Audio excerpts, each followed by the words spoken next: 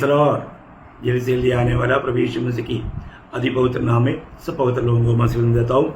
प्रभु की बढ़िया अनुग्रह है कि प्रभु ने और भी एक दिन हमारे आयु में जोड़ दिया। सच में हमको एक एक दिन प्रभु देता है, प्रभु के संगति में रहने के लिए देता। और प्रभु के संगति में जितना अधिक हम रहेगा उतना अधिक हम प्रभु को जान पाएगा। और पिता को और यीशु मसीह को जानना ही आनंद जीवन है करके हम यूहन्ना 17:3 में बढ़ता है। प्रियो, हमें उस आनंद जीवन में जीते हुए प्रभु का गौरव करना कितनी बड़ी बात है। तो आज के दिन में भी प्रभु ने हमें दिया हुआ उस स्वर्गीय आलोचना मैं आपको जल्दी से पहुंचाना चाहूँगा, क्योंकि हमको ये जो मिलता है समय बहुत कम है। वो समय जरूर प्रभु का जो संदेश प्रभु से पाया वो आप तक पहुंचाना है। तो पिछले दिनों में हम लोग एक सच्चा आत्मिक जन कौन है इस विषय में देख रहा था, क्योंकि मानव दुनिया में शारीरिक लोग हैं और स्वाभाविक लोग हैं और आत्मिक लोग हैं। तो आत्मिक लोगों का खूबी एक नया जन्म पाया हुआ उद्धार पाया हुआ व्यक्ति एक आत्मिक जन बन करके जीना चाहिए करके प्रभु का इच्छा है। समय के अनुसार का हमारा आत्मिक जीवन की बढ़ोतरी होना और हम प्रभु के काम में आना, ये प्रभु का चाहत है। उसमें हमने अभी तक 4 बात को देखा। पहले हमने देखा एक आत्मिक जन प्रभु का वचन को समझता है, वो वचन समझेगा।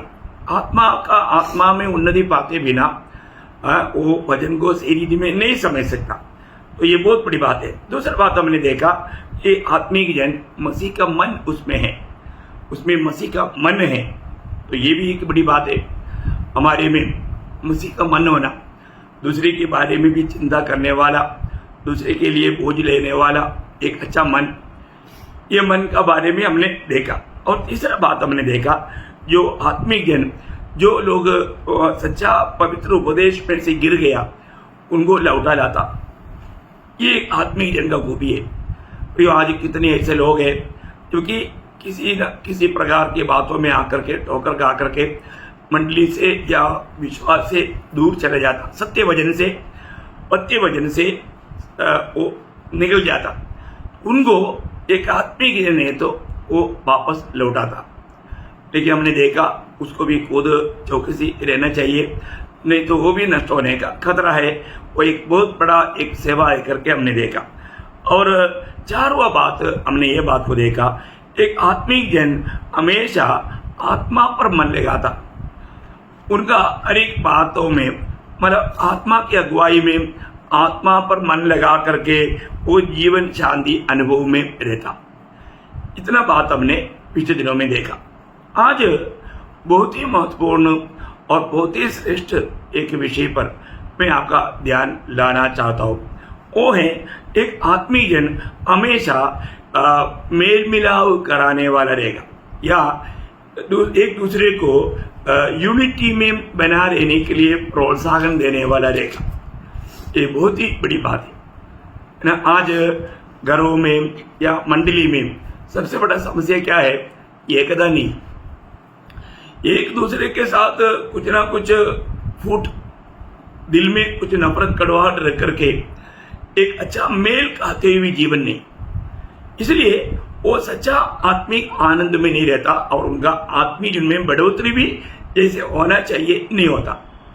प्रियो, ये विषय आप जरूर जानना। प्रभु ने हमें आत्मा दिया, हम किसी के साथ नफरत करने के लिए नहीं, बैर करने के लिए नहीं, घमंड करने के लिए नहीं, हमें और भी नम्र और दीन होने के लिए। यहाँ पर आज इस विषय पर आपको बहुत ध्यान से इन बातों को समझने के लिए बहुत प्रार्थना के साथ ये बातों को आप सुनना। अभी पहले मैं उसके आधार में एफिसियों का पत्री 4 अध्याय उसका 1 से 3 तक का वचन जो प्रेरित पौलुस बहुत नम्र बिंदी एफिसोस कलीसिया से कहता है, वो बात को हम पढ़ेंगे। एफिसियों 4 का 1 से 3। इसलिए मैं जो प्रभु में बंदी हुई हूँ तुमसे विनती करती हूँ कि जिस बुलाहट से तुम बुलाए गए थे उसके योग्य चाल चलो, अर्थात सारी दीनता और नम्रता सहित और धीरज धरकर। धीरज कब धरेगा? जितना अपन सहते जाएगा जितना सहते जाएगा तब आपका धीरज बढ़ते जाएगा। बहुत बड़ी बात है, धीरे सहकर। प्रेम से एक दूसरे की सह लो, प्रेम से एक दूसरे को सह लो, प्रेम से एक दूसरे को सह लो। देखिए सबसे बड़ी बात है, जब प्रेम अगर खत्म हो गया वहां पर समस्या खड़ा हो जाता। यहाँ पर बोलने वाला एक एक शब्द कितना अनोखा शब्द है, आप थोड़ा मन लगा करके उस ध्यान करना।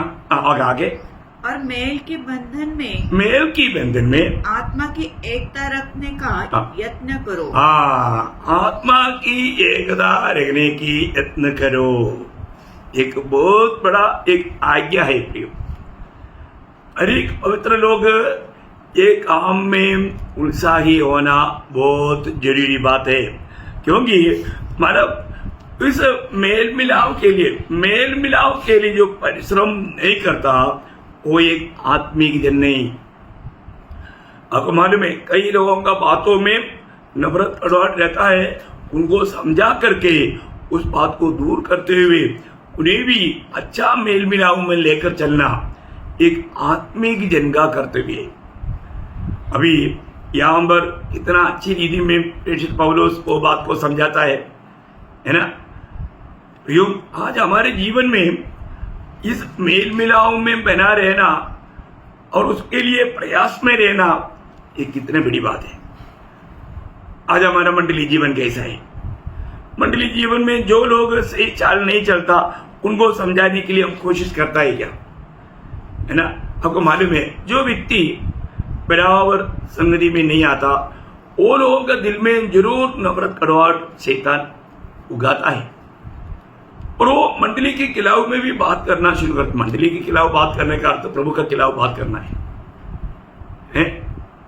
बहुत बड़ी बात है, क्योंकि मंडली प्रभु का शरीर है। वो शरीर में कहीं भी आप नुकसान लाने की कोशिश करता है तो प्रभु सह नहीं सकता। इसलिए प्रियो, शरीर को बांधकाम करना, उसको प्रभु के लिए उपयोग में लाना हर एक पवित्र लोगों का कर्तव्य है। वो कब होगा? यदि एक सच्चा मेल मिलाव में रहे, एक सच्चा यूनिटी में रहे। बहुत बड़ी बात है, प्रभु ने उसके लिए हमारे अंदर काम किया है। ये प्रभु की ओर से हुआ काम है। पुराने नियम में भी प्रभु ने ऐसा एक वायदा दिया है। यिर्मयाह 32 का 39-40 वचन में वो शब्द हम लोग देख सकता है। यिर्मयाह 32 का 39-40। मैं उनको एक ही मन और एक ही चाल करूंगा। देखा, मैं करेगा। देखो, मंडली जीवन में लाने के बाद अभी ये विषय बहुत गंभीर है प्रियो।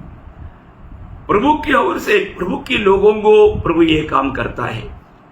यदि आप प्रभु का जन है तो प्रभु आपको जरूर एक सा बना रहने के लिए मदद करेगा। ये प्रभु करता है। और आगे कि वे सदा मेरा भय मानते रहे, जिससे उनका और उसके बाद उनके वंश का भी भला हो। देखा, पीढ़ियों का तक आशीष के लिए वो कारण बनेगा। आज ये जानना प्रियो, जो लोग मंडली में समस्या लाता है उनका पीढ़ी के लिए तक वो खतरा है प्रियो। शायद जल्दी उनको कुछ बात दिखता नहीं होगा, परंतु भविष्य में वो जरूर उसका फल उड़ाएगा। ये तो बाइबल का चरित्र पढ़ने वालों को ये समझ सकता है। तो सबसे बड़ी बात है, आप जो बोएगा वो काटेगा।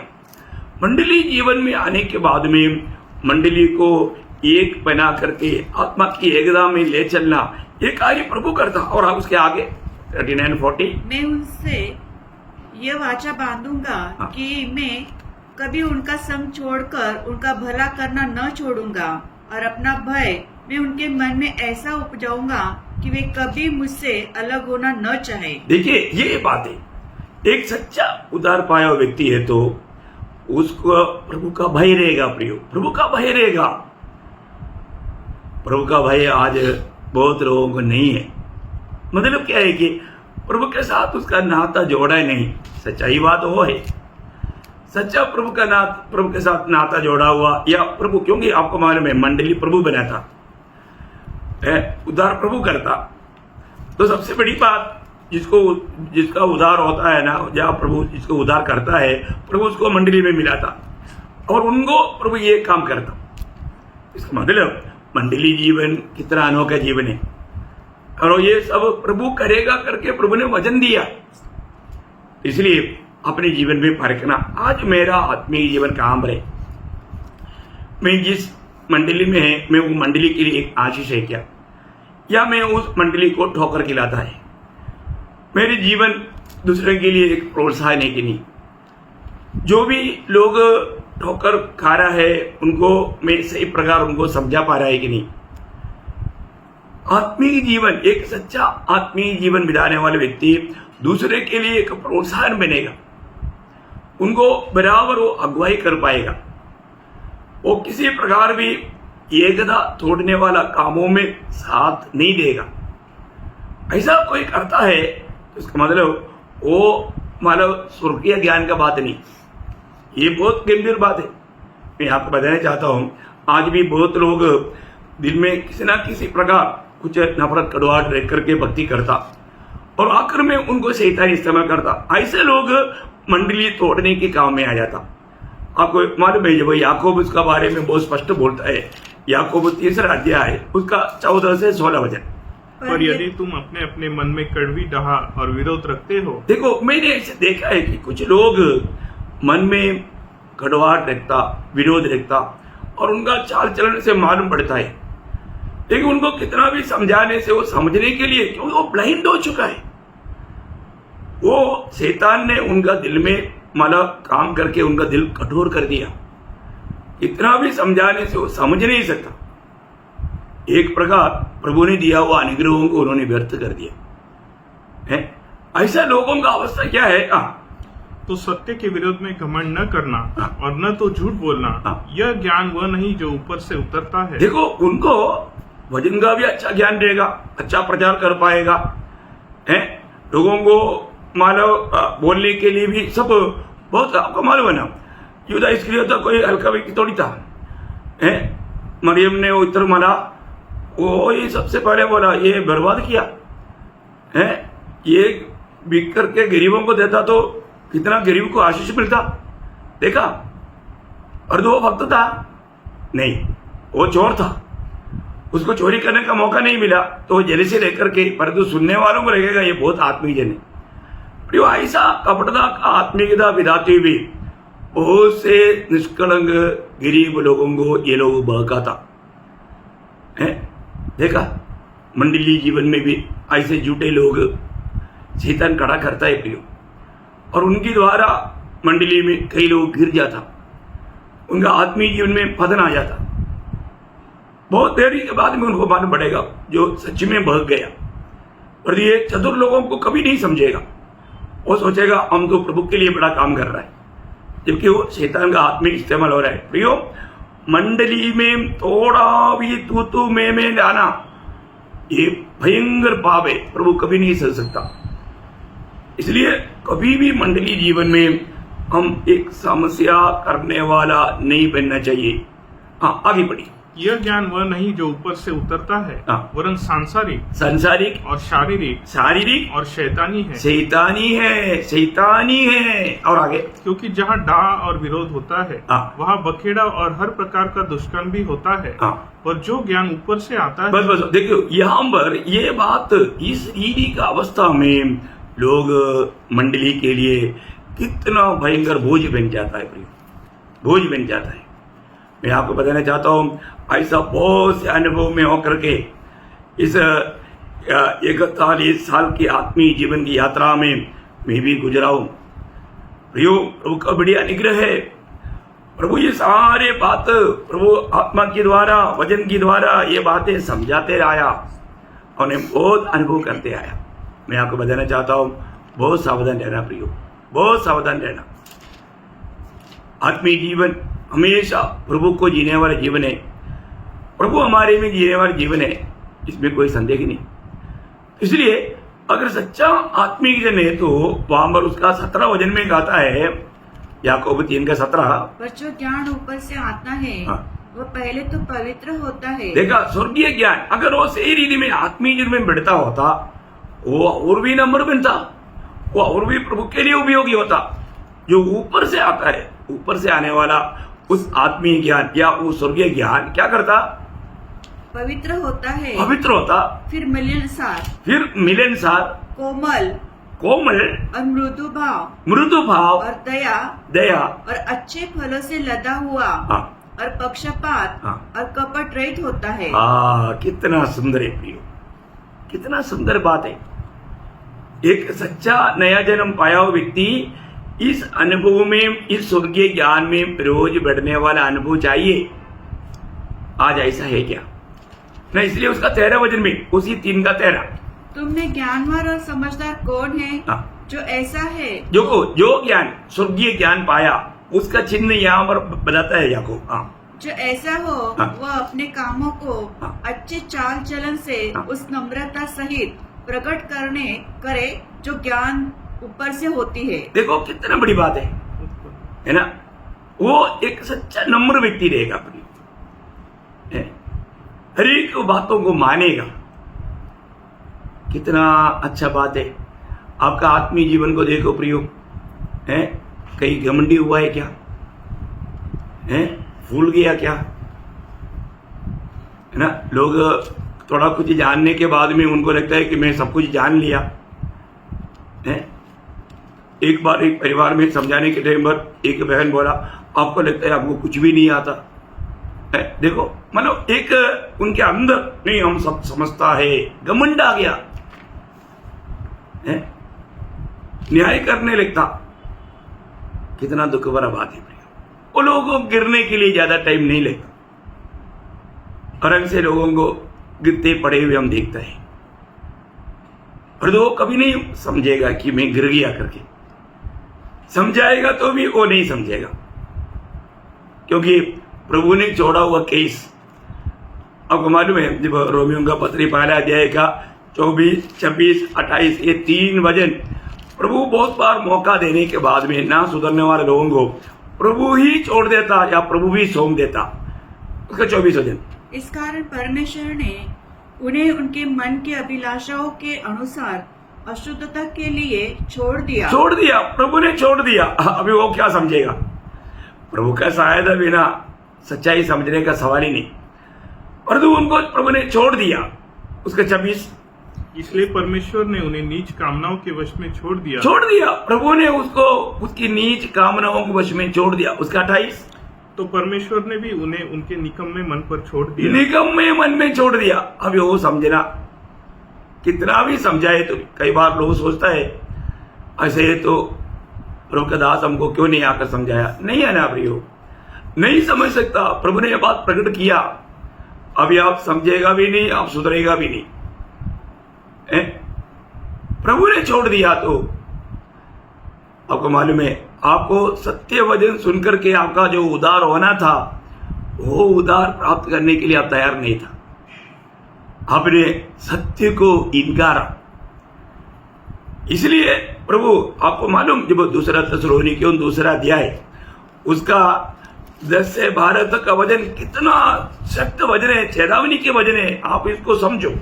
और नाश होने वालों के लिए अदम के सब प्रकार के धोखे के साथ होगा, क्योंकि उन्होंने सत्य से प्रेम नहीं किया। सच्चा उपदेश को उन्होंने थामा नहीं, जिससे उनका उद्धार होता। देखा, उनका प्राण का उद्धार में वो बढ़ सकता था, परंतु उन्होंने वो बात को नहीं चाहा। इसी कारण परमेश्वर उनमें एक भटका देने वाली सामर्थ को भेजेगा। देखा, परमेश्वर भेजेगा। आप देखो, परमेश्वर का अनुग्रह को व्यर्थ करने वाला लोगों के जीवन में ये प्रभु ही ऐसा उनको उस प्रकार का बहकाव के आत्मा भेजेगा, तो फिर वो क्या जानेगा प्रिय, वो क्या समझेगा? उनको लगता है मैं अभी भी बाइबल पढ़ता, वो तो सारे लोग, क्रिस्ती लोग, क्रिस्ती धर्म का लोग सब पढ़ता है प्रिय, शायद आपसे ज्यादा पढ़ता है, परंतु अभी वो सच्चाई की राह पर नहीं चल पाएगा। एक सत्य चेतावनी है प्रिय। और आगे कि वे झूठ की प्रतीति करें। हाँ, वो झूठ की प्रतीति करेगा। देखो, वो लोग आज जो भी विश्वास करता है ना, झूठ बातों की प्रतीति कर रहा है, झूठ बातों का। ताकि जितने लोग सत्य की प्रतीति नहीं करते वरन अदम से प्रसन्न होते हैं, वे सब दंड पाए। प्रियो, आपके लिए दंड रहेगा, दंड है ये जानना प्रियो। मसीह में आने के बाद में हम एक दूसरे के प्रति कितना बोझ लेकर के उन्हें प्रभु में बढ़ाना चाहिए। मेल मिलाओ, ये एक बहुत बड़ी बात है प्रियो। आत्मा में ही ये सब संभव है। यही बात को जब प्रभु यीशु मसीह अपनी प्रार्थना में बताया हुआ शब्द मैं आपको बताना चाहूंगा। आप देखिए यूहन्ना उसका 17 अध्याय का 11 वचन। मैं अब जगत में न रहूंगा परंतु ये जगत में रहेंगे और मैं तेरे पास आता हूँ। हे पवित्र पिता, अपने उस नाम से जो तूने मुझे दिया है उनकी रक्षा कर कि वे हमारे समान एक हो। देखा, हमारे समान एक हो, वो एक बनकर रह पाए हैं। उसका 21 वचन कि वे सब एक हो। ये वे सब एक हो। देखो बार बार प्रभु कहता है वे सब एक हो। और उसका 23 वचन मैं उनमें और तू मुझ में कि वे सिद्ध होकर एक हो जाए। एक हो जाए। देखो प्रियो, है ना, उस एक ही प्रार्थना में 3 बार प्रभु के चेले लोग एक बनकर रहने के लिए पिता से विनती किया। इसका मतलब एकता का महत्व आपको समझ में आएगा है प्रियो। कभी भी थोड़ा भी दूरी दे लाना प्रभु का चाहत नहीं। ऐसा कोई भी करेगा तो प्रभु का दृष्टि में वो बहुत घृणित व्यक्ति है ना। जो प्रेरित पौलुस, आपको मालूम है पौलुस का जीवन में सबसे बड़ा समस्या का बोझ का एक मंडली था, कोरिन्थ मंडली। कोरिन्थ मंडली को प्रभु का दास ने इसलिए 2 पत्र लिखा।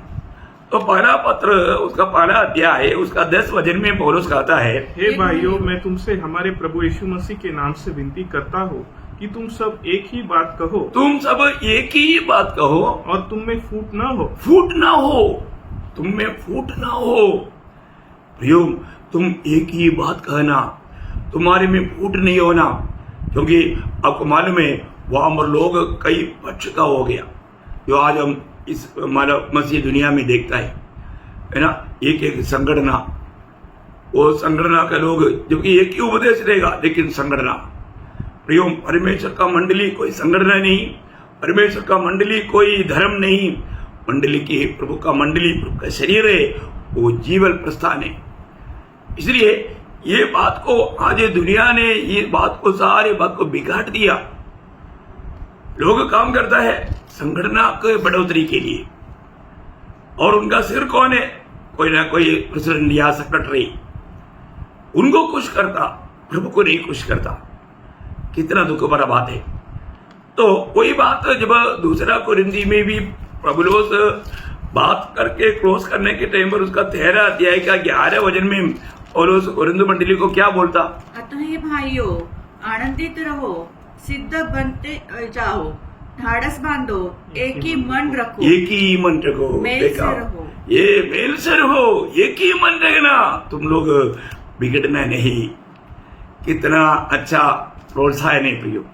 हमें ये बात को जानना है ना। वो बात रोमियो का पत्री में भी, रोमियो का पत्री 15 अध्याय उसका 5 और 6 वचन।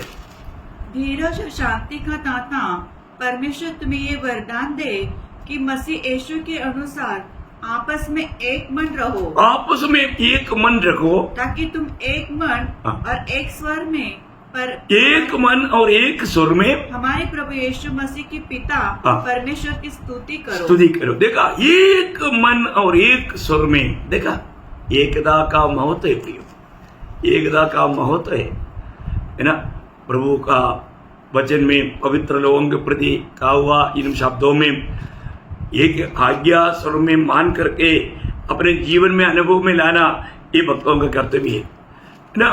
फिलिपियों पत्री को लिखने के टाइम पर भी पौलुस फिलिपियों 12 अध्याय का 27 वचन, केवल इतना करो कि तुम्हारा चाल चलन मसीह के सुसमाचार के योग्य हो, कि चाहे मैं आकर तुम्हें देखूं, चाहे न भी आऊं, तुम्हारे विषय में यही सुनूं कि तुम एक ही आत्मा में स्थिर हो। तुम एक ही आत्मा में स्थिर रहो और एक चित्त होकर के एक ही आत्मा में स्थिर हो और एक चित्त होकर सुसमाचार के विश्वास के लिए परिश्रम करते हो। देखा प्रियो, एक चित्त होकर के प्रियो, हमारे जीवन में हम सभी ने एक ही आत्मा पाया, मसीह की आत्मा पाया, पुत्रत्व की आत्मा पाया।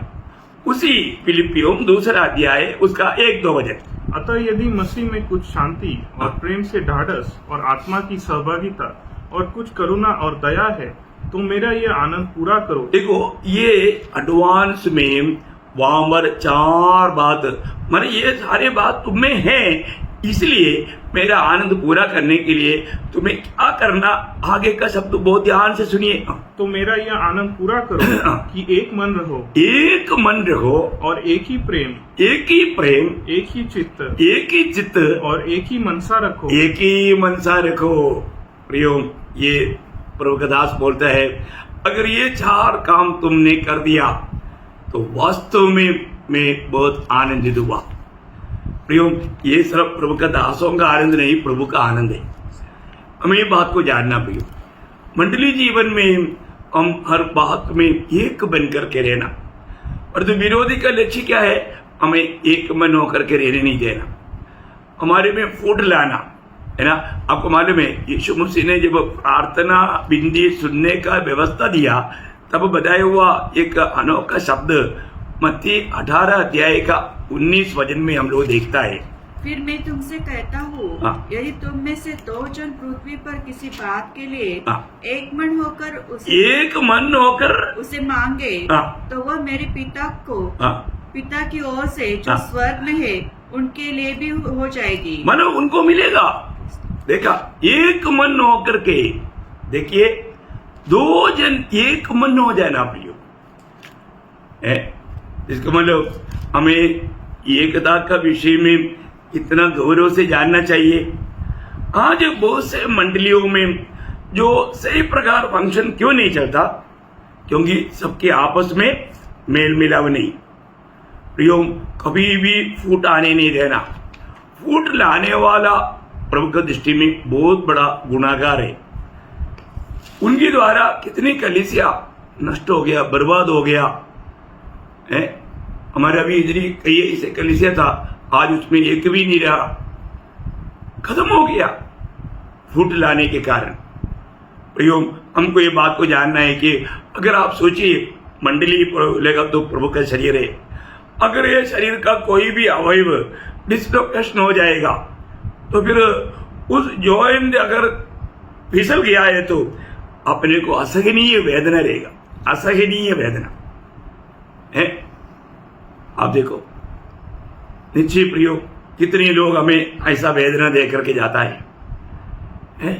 मैं एक बात आपको बताना चाहता हूं, मतलब हम मेल बनाना नहीं बनाता, फिर हम मेल को संभालना, क्या बोला वो एफेसियन 4:3 में क्या बोला था, और मेल के बंधन में आत्मा की एकता रखने का यत्न करो।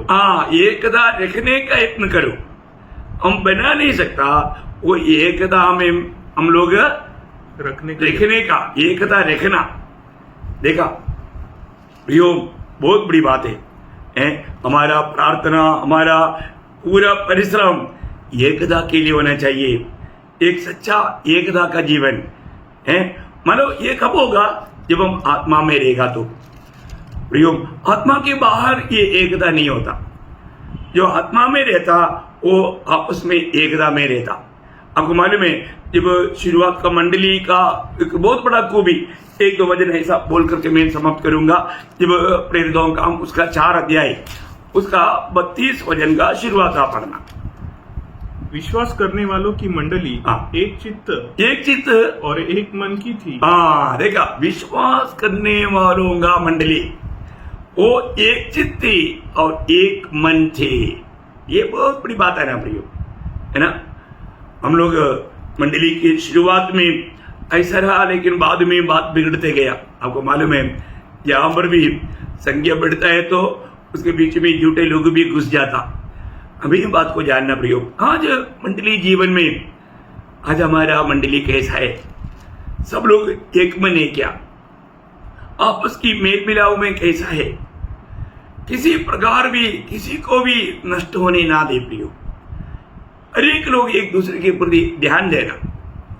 कोई भी सच में प्रभु की आत्मा में अगर नहीं है, आत्मा में कमजोर है, उस पर ज्यादा गौर देना, क्योंकि ऐसा लोगों को विरोधी उसकी महिमा के लिए इस्तेमाल कर सकता है, ठोकर खिला सकता है। इसलिए सावधान रहना, है ना। उनको भी प्रभु में प्रोत्साहन करना। एक बार गिर गया तो फिर उसको वापस लाना अनहोना है प्रिय। इसलिए गिरने नहीं देना बहुत बड़ा जिम्मेवारी उदार पाए वाले लोगों को है। इसलिए ये मेल मिलाप कोई हल्की बात नहीं है ना। रोमियो का पत्र से एक और वचन पढ़ करके फिलहाल अभी मैं आज के संदेश समाप्त करना चाहूंगा। रोमियो 12 अध्याय का 16 वचन। आपस में एक सा मन रखो, आपस में एक सा मन रखो, अभिमानी न हो, अभिमानी ना हो, परंतु दीनों के साथ संगति रखो, दीनों के साथ संगति रखो, अपनी दृष्टि में बुद्धिमान न हो, अपनी दृष्टि में बुद्धिमान ना हो। प्रयोग बहुत बड़ी चेतावनी है ना। मतलब कई लोग नए नए लोगों के साथ मतलब मिलकर के संगति करने के लिए चाहत नहीं करता। प्रयोग ऐसा दुराभिमानी ना बनना, ऐसा लोगों को ही शैतान शिकार करेगा। तो इसलिए मेल मिलाप का कार्य बहुत महत्वपूर्ण है। इस मेल मिलाप का बारे में अभी प्रभु का आगमन देरी हुआ तो आपको कल भी मैं इसी विषय पर आपको बताना चाहता हूँ। बहुत गहरी बातें प्रियो। अरे पवित्र लोग और कुछ नहीं, प्रभु में आने के बाद में मंडली में आपके द्वारा कोई समस्या न आने दे और एक अच्छा आदर्श बनकर जीना प्रियो। ये छोटा सा जीवन में बड़ी बात हमें जो उधार मिला यही सबसे बड़ी अनुग्रह है। ये अनुग्रह को व्यर्थ ना करें और उधार में हम रोज बढ़ते जाए और एक सच्चा मेल मिलाप का जीवन बिताए। आज मेरा मंडली जीवन में मेल मिलाप कैसा है, सबके साथ में अच्छा मेल मिलाप में है कि नहीं, मेरा पारिवारिक जीवन में मैं सच्चा एक मेल मिलाप में है कि नहीं, ये बात को परखना प्रियो। जहां पर भी कमजोरी दिखेगा उस मार्ग के द्वारा विरोधी शैतान उनको बर्बाद करेगा। तो इसलिए नष्ट ना होने देना। हम एकदम फिनिशिंग समय में है, किसी भी वक्त में प्रभु का आगमन संभव है। तो इसलिए प्रभु का आगमन में उड़ा ले जाना है तो हमें सच्चा तैयारी में रहना है। जो तैयार थे वही प्रभु का आगमन में चला गया। इसलिए नीचे ना रह जाए, लिज्जत ना होना पड़े, एक सच्चा तैयारी के साथ सबके साथ सच्चा मेल मिलाप करते हुए एक पवित्र विजय फलदायक जीवन बिताने के लिए ये वचनों के द्वारा सब पवित्र लोगों को प्रभु सहायता करे। प्रभु को महिमा मिले। आमीन।